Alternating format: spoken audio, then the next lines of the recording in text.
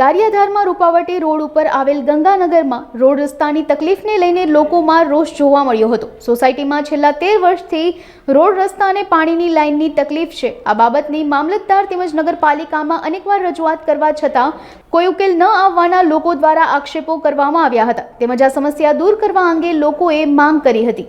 અમારી રજૂઆત કરવા માટે અમે હાલ અમારી આખી સોસાયટીના બધા સભ્યો મામલતદાર પાસે જઈએ છીએ। અમારી જે કાંઈ જરૂરિયાતો છે એ નગરપાલિકા અમને કોઈ હિસાબે પૂરી પાડતી નથી। અમારી માંગણી લેખિત અને મૌખિક અનેકવાર અમે રજૂઆતો કરી છતાં પણ અમારી કોઈ પણ માંગણી સંતોષાતી નથી। અમે મામલતદારને રજૂઆત કરી છે, નાયબ ચીફ ઓફિસરને રજૂઆત કરી છે, નગરપાલિકામાં રજૂઆત કરી છે, છતાંય કોઈ પણ જાતનો નિવેડો લાવ્યા નથી। એટલા માટે આજે અમે મામલતદાર સાહેબ પાસે આવેદનપત્ર આપવા માટે જઈએ છીએ અને નળ સે જલ યોજના ગુજરાત સરકારની જે છે તો જ્યાં હજી નવી સોસાયટીનું બાંધકામ થાય છે, ચાલુ થાય છે, તો એવા વિસ્તારમાં અહીંયા બધી પાણીની ગટરની રોડની વ્યવસ્થા કરી દીધી છે, તો અમારામાં આ સોસાયટી માટે આવું ઓરમાયું વર્તન શા માટે રાખે છે?